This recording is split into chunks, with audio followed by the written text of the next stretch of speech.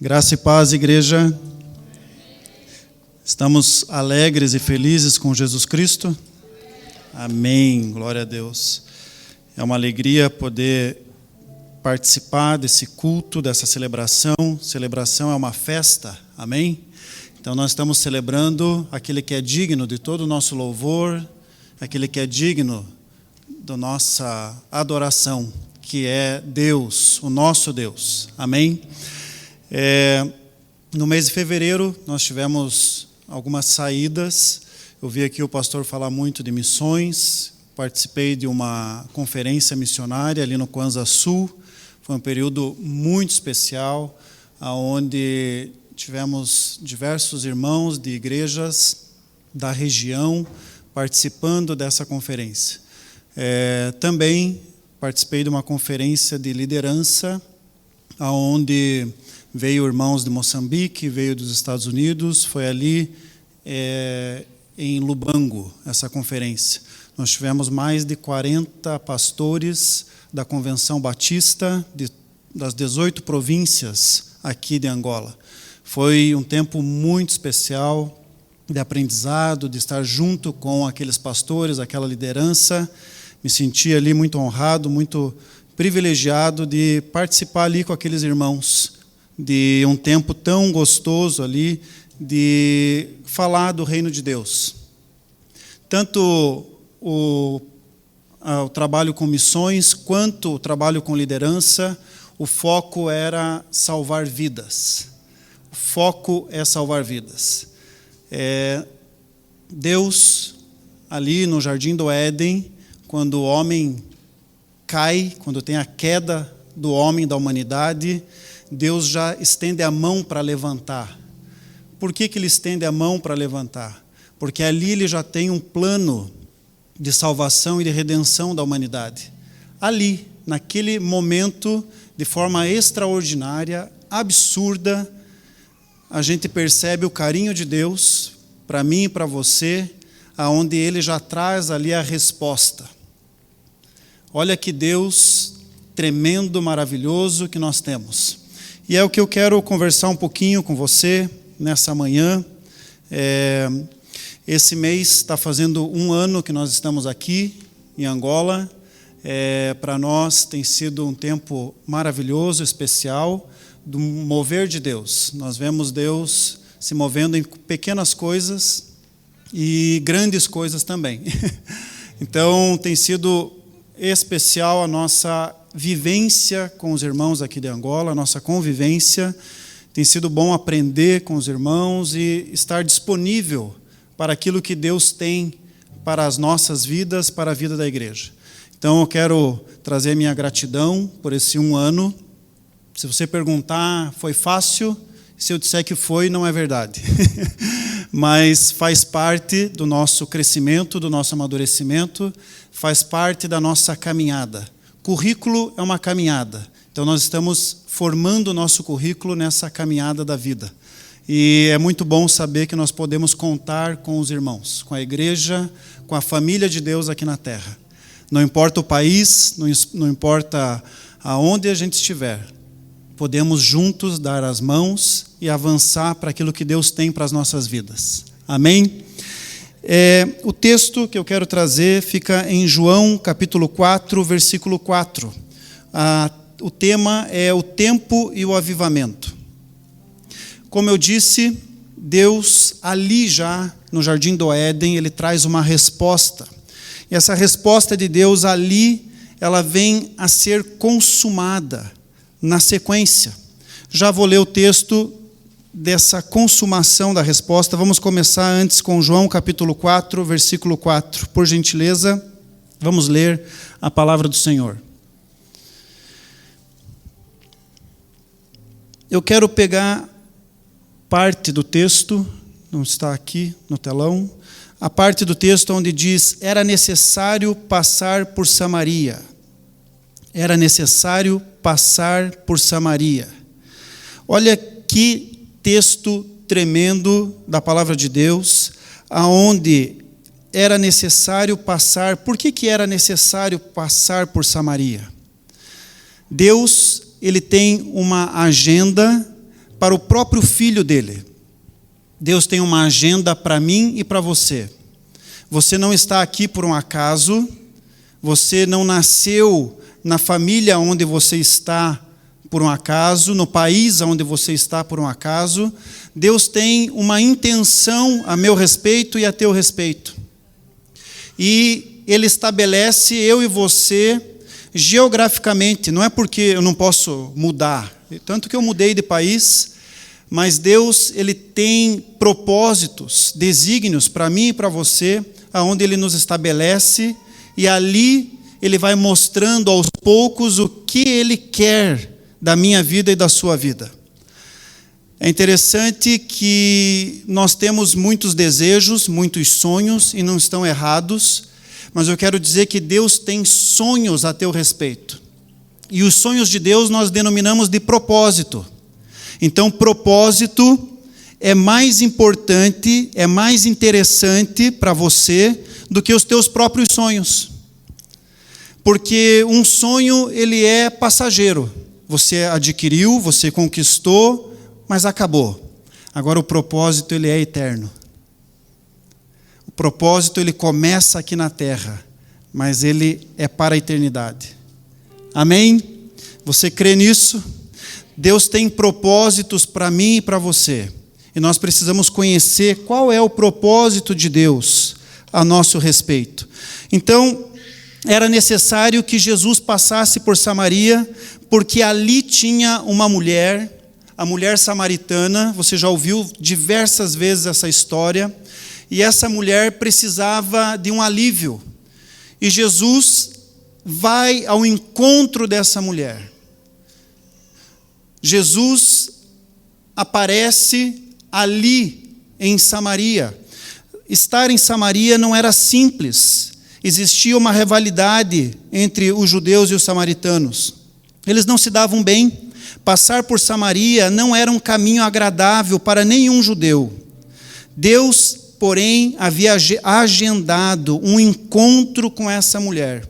E nada mais, nada menos, era o próprio Filho de Deus que foi indicado para esse encontro.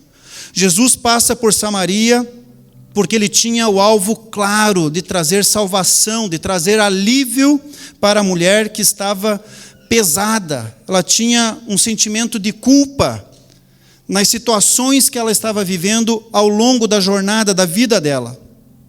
Em João capítulo 17, versículo 4, Jesus ora ao Pai, a Deus, dizendo: eu te glorifiquei na terra, consumando a obra que me confiaste para fazer.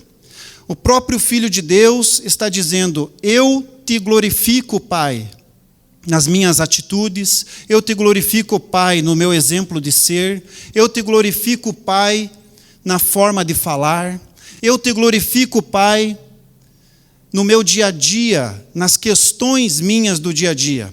Você pode dizer que glorifica o Pai no teu dia a dia, chegando no horário no trabalho, indo com o uniforme que a empresa pediu para você ir, estando lá e sendo proativo, não esperando alguém mandar você fazer o que você já deveria estar fazendo ou já deveria ter feito. Essas questões simples é dizer: eu te glorifico, Deus, no meu modo de ser, na minha vida, no meu dia a dia. E Jesus está dizendo ali que ele glorifica o Pai em todo o tempo. Queridos, avivamento, o que é? É um despertamento espiritual. O teu despertamento espiritual vai atrair outras pessoas que vão olhar para você e vão dizer: eu quero o que você tem. Eu preciso do que você tem. Aquela mulher ali que recebeu o toque de Jesus, ela volta para o povoado dela e ela não consegue ficar calada. Ela não consegue ficar calada porque ela recebeu o alívio, a salvação que ela tanto esperava. Você vem aqui semana após semana, eu pergunto para você, de segunda a sexta, você também não está conseguindo ficar calado? Semana passada nós ouvimos uma ministração aqui poderosa, de Deus, vinda direto do trono de Deus. Obrigado, pastor, por ser esse canal. Querido, você conseguiu transferir para alguém o alívio que você recebeu aqui na semana passada? Isso é ser missionário, isso é levar Jesus Cristo para as pessoas. Essa mulher samaritana, ela entendeu o tempo que ela estava vivendo. E ela entendeu o que era avivamento. Avivamento é trazer um despertamento espiritual para os outros, daquilo que eu recebi. Avivamento é ficar tão cheio, extravasar, sair pelas bordas, a ponto das pessoas poderem receber aquilo que está saindo de você. Jesus nunca perdeu de vista o seu propósito. Jesus, ele tinha uma consciência muito clara dos tempos.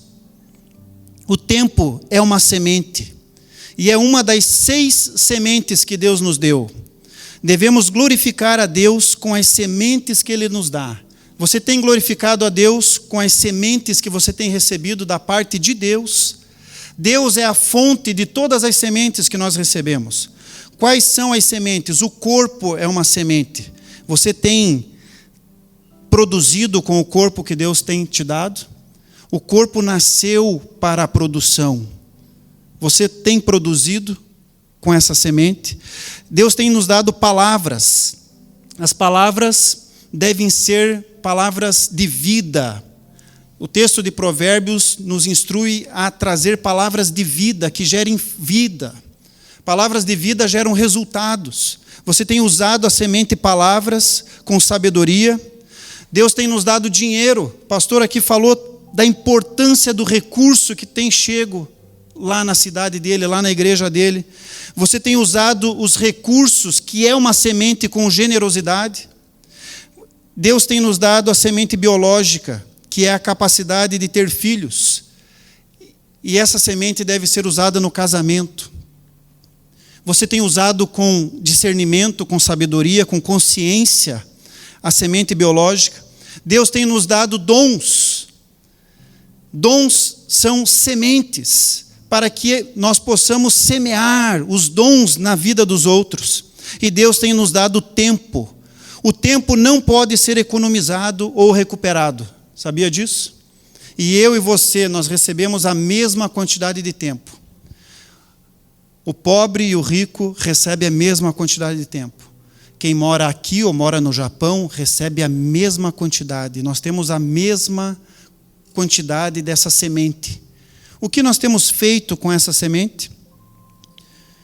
Jesus, mesmo vivendo num tempo onde não tinha relógio, não tinha agenda, Jesus nos dá o exemplo de ter uma vida orientada de acordo com as prioridades e a consciência de necessidade de administrar bem o tempo. Jesus entende que ele tinha que passar por Samaria. Ele tinha que passar por ali, porque alguém estava à espera de um mover de Deus que só ele poderia levar. O ponto número 1 que eu quero conversar com você é: o que é tempo? O que é tempo? Tempo é uma medida que tem limite. Há 3 sentimentos que, se nós não cuidarmos, atrapalha essa medida nas nossas vidas. Quais são os sentimentos? A culpa, o medo e a ganância. A culpa é um peso que nos impede de caminhar. A mulher de Samaria estava com culpa. E a culpa estava impedindo ela de viver dias melhores.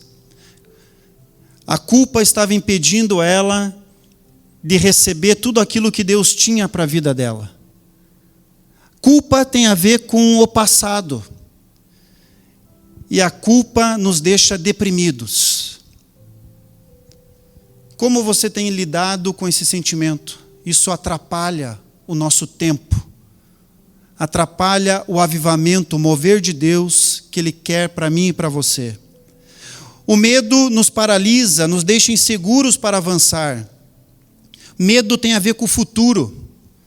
Como que está a questão do futuro na sua vida? Como você tem visto o futuro? Isso tem trazido para você talvez ansiedade, e isso é um sentimento que não é bom, que também produz um efeito ruim na nossa jornada, na nossa caminhada cristã. Medo é dúvida. A Bíblia diz que sem fé é impossível agradar a Deus. Então nós não podemos, como cristãos, deixar a dúvida entrar. A ganância é o desejo excessivo de possuir.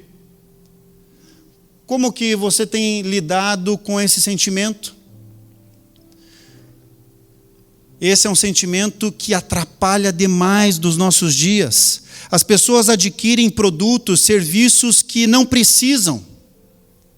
Sabia disso? Não precisa, mas ela adquire. Tem lá 10 tipos de tênis, mas usa um, usa 2, 3 que ela gosta, 7 fica parado. 10 modelos de calça, mas usa 2, 3 que ela gosta, o resto está lá parado. Ganância. Adquirem produtos, serviços que não precisam com o dinheiro que não têm. Adquirem produtos, serviços com o dinheiro que não têm para impressionar os outros. Adquirem produtos com o dinheiro que não têm para impressionar os outros e aparentar o que não são. Isso é pecado, e isso gera em nós estresse. A ganância gera em nós estresse. Está atrapalhando o nosso tempo. E atrapalhando o nosso tempo, acaba atrapalhando de eu trazer um despertamento espiritual para aqueles que estão lá fora. Porque nós estamos perdidos nisso, envoltos nisso. Quando falamos de tempo, há um outro texto que me chama a atenção, João capítulo 9, versículo 4, que diz: é necessário que façamos as obras daquele que me enviou. Enquanto é dia, a noite vem, quando ninguém pode trabalhar. Você está fazendo as obras daquele que te enviou? Ou você está fazendo as tuas obras? Eu cansei, queridos, de fazer as minhas obras. Chega. Deus, trabalha na minha vida, eu não quero mais. Não tem por que fazer as minhas obras. Eu não nasci para isso. Eu nasci para fazer as tuas obras. E é interessante que quando nós entendemos isso, que nós nascemos para fazer a obra de Deus, Deus provê, Ele é provedor, mas a gente quer que Ele venha prover sem estarmos alinhados com as obras dEle. Estamos com as nossas obras. Mas alinhados com as obras dEle, Ele vai ser o provedor na sua casa, na sua família, na sua vida, no seu trabalho, nos seus negócios. Mas estamos que estar alinhados com aquilo que Deus quer. É necessário que façamos as obras daquele que me enviou. Aquele que enviou a Jesus, querido, na plenitude dos tempos. Enviou também você para viver esses dias. A vida que você está vivendo. Nós passamos horas na frente do celular olhando para a vida dos outros. Mas Deus está dizendo nessa manhã para mim e para você: viva a vida que eu te dei. A vida que eu te dei é essa vida que é para você viver. Ele é provedor e Ele provê os dons para salvar vidas. Ele é provedor e Ele provê as sementes. Você não tem um corpo, você não tem dinheiro, você não tem palavras, sim ou não? Ele provê para que você conclua e faça a obra dele, através dos recursos que Ele tem dado para você. E Ele provê também as oportunidades. Quantas oportunidades que estão aparecendo e muitas vezes nós não estamos sensíveis às oportunidades. Nós precisamos estar sensível às oportunidades que estão aparecendo para reconhecer essas oportunidades. Todas as provisões de Deus estão ligadas ao fato dele ser a fonte de tudo. O seu Deus é a fonte de tudo, o meu Deus é a fonte de tudo. Então eu posso dizer que a provisão vem dele para a minha vida. Amém? Então, qual é o seu propósito? Você precisa conhecer o seu propósito. Ele irá preparar você nesse propósito. E nós estamos aqui de passagem, a preparação é para a eternidade. Aquilo que você vem desempenhando, aquilo que você vem fazendo já nesses dias para o reino de Deus, tem a ver com a sua eternidade. Não vai parar por aqui, queridos. É fundamental compreendermos da parte de Deus qual é o propósito dele para a minha vida. Eu quero dizer para você que os recordes serão quebrados, que as reputações vão desaparecer, que as homenagens, queridos, elas serão esquecidas. Mas o propósito de Deus que está sendo estabelecido na sua vida, esse é eterno. Esse é para a eternidade. Há um autor muito conhecido que fala: se vivemos para criar um legado na terra, então o nosso objetivo é pobre. Uma utilização mais sábia do tempo é construir um legado eterno e compreender que não fomos colocados na terra para ser lembrado, mas para nos prepararmos para a eternidade. Em João capítulo 17, versículo 14, diz que nós não somos deste mundo. Nós estamos muito materializados, nós estamos muito ocupados em acumular, estamos muito preocupados em deixar um legado humano, mas não foi para isso que Deus nos criou, amém? O ponto número 2 é ladrões do tempo. Quais são os ladrões do tempo que têm atrapalhado a nossa caminhada, a nossa jornada? Existem diversos ladrões do tempo, quero trazer alguns aqui do nosso dia a dia. Em Lucas capítulo 2, versículo 49, se você não tiver tempo de abrir a sua Bíblia agora, você pode anotar para você ler depois esse texto. Diz assim: não sabeis que me convém falar dos negócios do meu Pai? Há outra versão que diz: por que vocês estavam me procurando? Não sabiam que eu devia estar na casa do meu Pai? Queridos, Jesus aqui tinha apenas 12 anos, mas é uma maturidade de um homem acima de 40. Só porque eu tenho 40. Só porque eu estou acima de 40. Olha a fala desse garoto, desse menino. Esse menino, ele está dizendo assim, eu não sei quais brincadeiras tem aqui, mas ele está dizendo, não sei quais brincadeiras tem em Angola, né? Mas lá no meu país, ele está dizendo assim: eu não estou tão afim assim de ficar jogando videogame, eu não estou tão assim querendo brincar de pega-pega, de esconde-esconde, de querer ficar jogando bola. Eu tenho uma missão para fazer, eu tenho consciência do que eu estou fazendo aqui na terra. Olha que gigante que é esse Jesus com apenas 12 anos de idade. Infelizmente, no nosso país, nós temos um grupo enorme de jovens que nem estudam nem trabalham. É chamado de nem. Nem estuda nem trabalha. É um grupo gigantesco, entre 25 a 30 anos, que não está fazendo nada, não tem perspectiva de futuro. O que faltou de nós como pais, como líderes, como professores, para trazer uma perspectiva e dar clareza para esse jovem do que Deus tem, do que Deus quer fazer através da vida dele. Os ladrões do tempo existem muitos.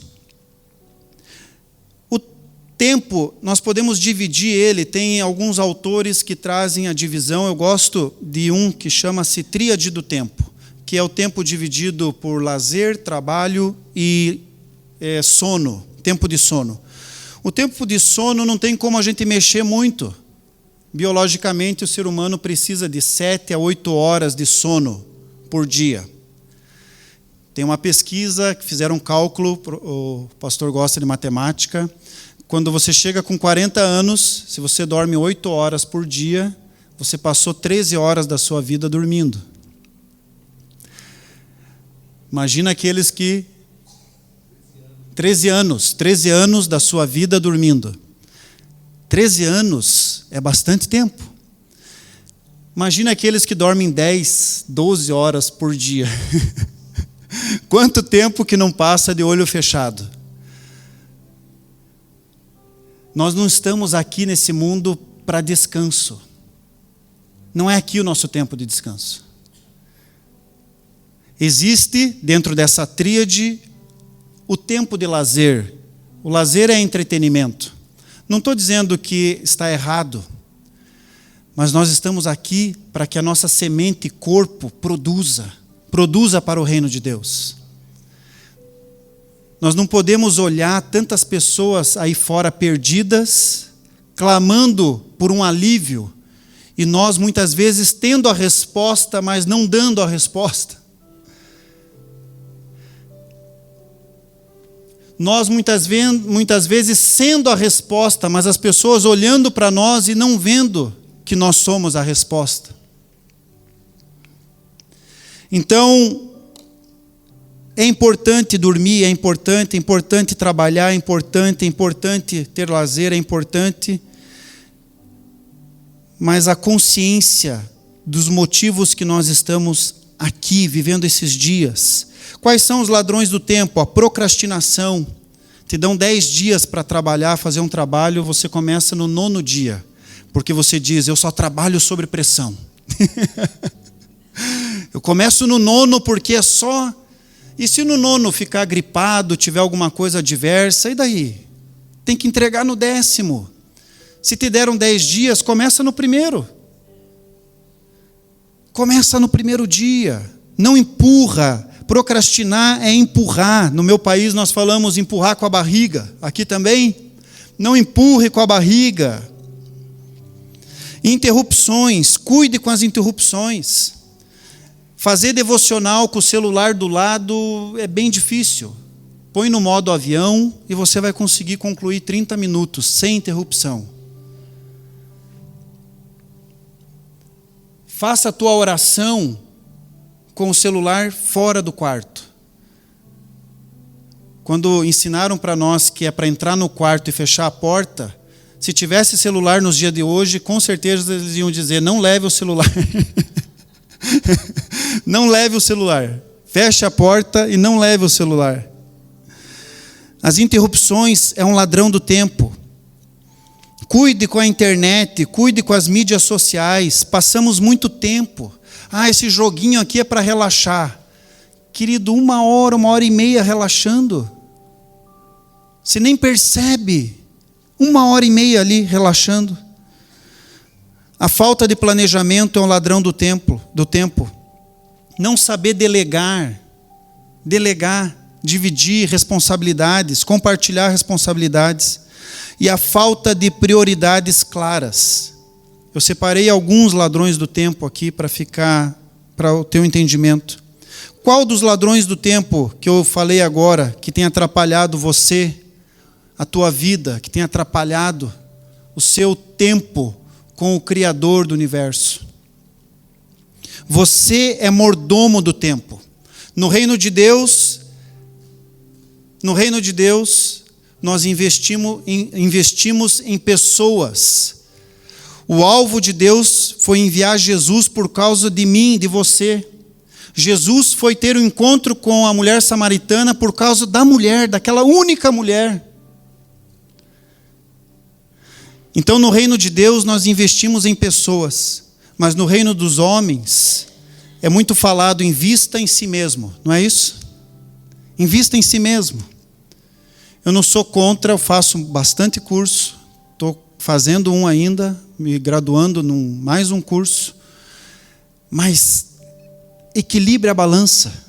Quais são as pessoas que você está discipulando, mentoreando, que você está treinando? Aquele que administra bem o seu tempo é aquele que está buscando o avivamento. Amém? O terceiro ponto, o uso eficaz do tempo. Em João, capítulo 4, versículo 35, diz: não dizeis vós que ainda há 4 meses até a ceifa? Vou repetir, não dizei vós, é Jesus dizendo, não dizei vós que ainda há 4 meses para a ceifa? Eu, porém, vos digo, erga os olhos e vede os campos, pois já branquejam para a ceifa. As pessoas estão esperando, meu irmão, minha irmã, apenas um convite da tua parte. Olha quantas cadeiras ainda nós temos vazias aqui. E elas estão aguardando apenas um convite. Aqui até é interessante, porque se a pessoa disser, mas eu não gosto de ir na igreja, você vai dizer, não, mas é um evento. É no lugar onde acontece o evento, semanalmente, todo domingo pela manhã. É um hotel, é um dos hotéis mais interessantes aqui da cidade. Vamos lá comigo. Começa às 10h30, termina 13h, você vai ter um tempo extraordinário lá. Aqui é uma igreja que não tem cara de igreja, mas é uma igreja. Amém? E você pode trazer pessoas para vir aqui e ouvir a palavra de Deus. Pessoas assim como a mulher samaritana que precisava de um alívio. Você tem pessoas lá na sua faculdade, lá no seu trabalho que precisam de alívio? Sim ou não? Quem tem? Todos nós temos pessoas, queridos, que nós podemos ser Jesus na vida dessas pessoas e trazer o alívio para elas. Então, precisamos usar o nosso tempo de uma forma eficaz. Precisamos ir contra o medo, contra a culpa, contra a ganância, que são sentimentos que estão destruindo as pessoas. Quando o texto fala que o campo está branco, é porque está propício para a colheita. As pessoas estão aguardando e querendo ser convidadas. Elas estão esperando você convidar. Querido, a igreja de Cristo é a esperança do mundo. Amém? Eu e você, nós somos a esperança do mundo. Eu estou envolvido na área de educação. O meu objetivo é abrir o maior número de escolas, não abrir escolas cristãs, mas as escolas que já estão abertas, eu levo para eles um conteúdo acadêmico e cristão, conteúdo por princípios, porque eu entendo que o que vai trazer mudança são os princípios da palavra de Deus. Então, nós chegamos para cá com 10 trabalhos, escolas, instituições, igrejas, estávamos com 10. Esse ano nós estamos abrindo o ano com 17 e eu quero fechar o ano com 30 instituições. Porque o que nós estamos levando tem valor. O que nós estamos levando vai trazer transformação, vai fazer diferença. E é interessante que um doutor dessa área de missões, ele fez um estudo há 40 anos atrás, e ele entendeu que a janela 1040, que é uma janela geográfica, latitude e longitude, um espaço geográfico no mapa, essa janela 1040, quem já ouviu falar da janela 1040, por curiosidade? Ele compreendeu no estudo dele que nessa janela os povos precisam ser evangelizados. Existem muitos povos que não conhecem a Cristo. E ele, através desse estudo e um grupo enorme de pessoas, angariaram recursos, dinheiro, para enviar os missionários para essa janela 1040. E por anos e anos foi feito esse trabalho, diversas instituições missionárias enviaram os seus missionários, capacitaram os seus missionários para a janela 1040. E esse mesmo doutor, depois de anos fazendo isso, ele faz um novo estudo. E ele entende que a janela não é mais geográfica, mas a janela é por idade. A janela é 4-14, que é a idade entre 4 a 14 anos. E do meio da década de 90, final da década de 90, inverteu todo o trabalho, ele começou a divulgar, a expandir a ideia, a proposta da janela 414. É interessante que a janela 414, queridos, a criança com 5 anos é a melhor época para a aprendizagem dela. com 6 anos, os valores morais estão sendo definidos na vida da criança com 6 anos. 9 anos, a visão de mundo é formada. Lembrando para você que tem 2 visões, a visão secular e a visão cristã. Então, olha a importância de estabelecer a visão correta. Com 12 anos, a maturidade começa a chegar e as convicções são reforçadas. Não foi com 12 anos que Jesus falou, não quero brincar dessas coisas, eu sei porque eu vim e o que eu estou fazendo aqui. Com 13 anos, a escolha por uma religião fica mais clara. Uma religião a ser seguida estabelece-se com 13 anos. A estatística desse doutor entendeu que com 1% da população, menos de 4 anos recebem Jesus.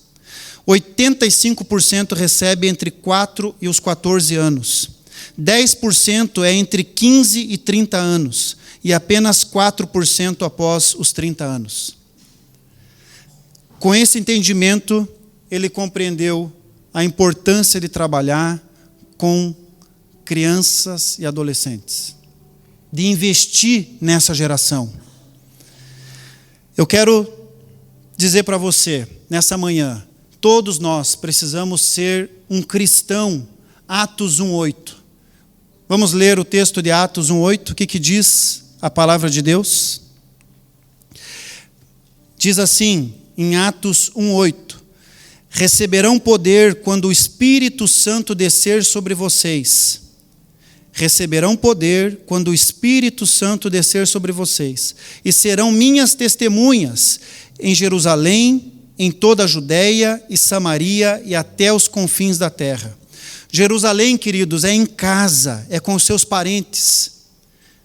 Você tem sido um cristão, Atos 1:8, dentro da sua casa. Judeia é a vizinhança. Você tem olhado para a sua vizinhança, sendo um cristão, Atos 1:8. Samaria é no seu trabalho, é na sua escola, é na faculdade. E confins da terra é aonde Deus quiser levar você. Precisamos ser agentes de Cristo, exercendo Atos 1:8, aonde nós estivermos estabelecidos. Assim como Jesus veio à terra para salvar vidas, nós também estamos aqui para salvar vidas. As boas novas, para serem expandidas por toda a terra, é necessário que a igreja é eu e você, tenhamos consciência de missão. Se nós tivermos consciência de missão, se nós formos generosos com as sementes que Deus tem nos dado, certamente o avivamento acontecerá. Mas ele inicia por mim, por você. Diga assim, o avivamento, mais forte, o avivamento inicia-se por mim. Você pode aplaudir a Jesus? Aleluia! Glória a Deus! Glória a Deus! Queridos, eu quero aproveitar, pedir para a igreja ficar em pé um pouco.